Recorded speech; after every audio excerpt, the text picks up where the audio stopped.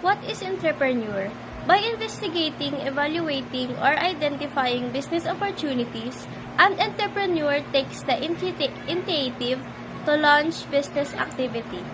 He also assumes the dangers involved. The true entrepreneur is opportunity-centered rather than risk-centered.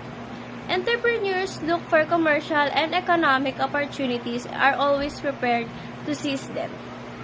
An entrepreneur is someone who perceives an opportunity and attempts to take advantage of it by developing a novel product, a novel manufacturing technique, a novel market, and a novel raw material source, or novel combinations of components of production.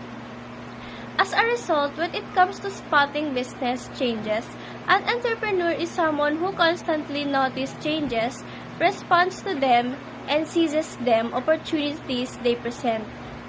Performance of existing units. The major purpose of the entrepreneur's performance analysis is to find business prospects. He will need to consider product expansion, capital profitability, employment, assets, potential exports markets, etc. for this. Objectives of identification of business opportunities.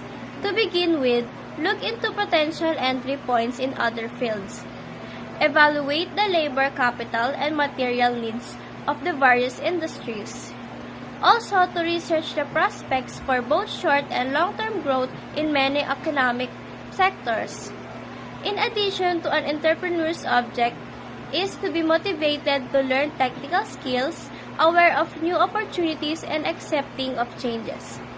Additionally, they recognize the potential for directing the available resources towards attaining the company's goals.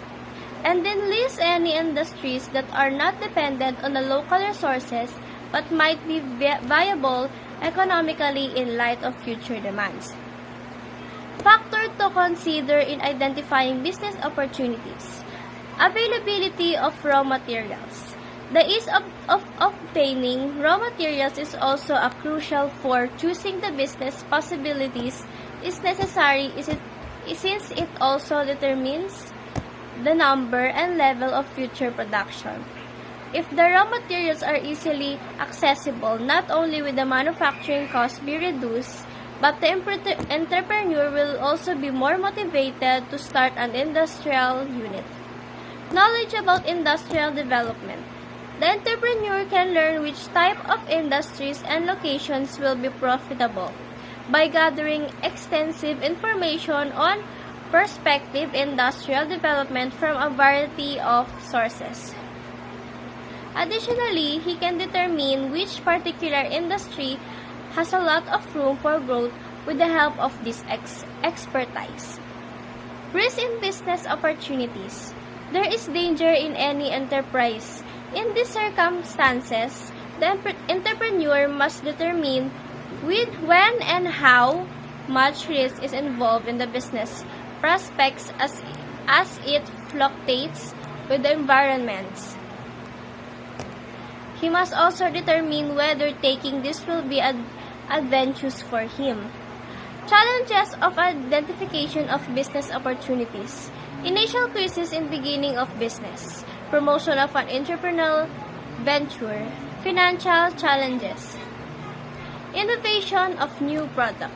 The presentation of the new product presents another issue. Decision-making and leadership. Ultimately, as a sector or company size adequately increases, an issue with delegation of leadership and decision-making, among other things, also surfaces.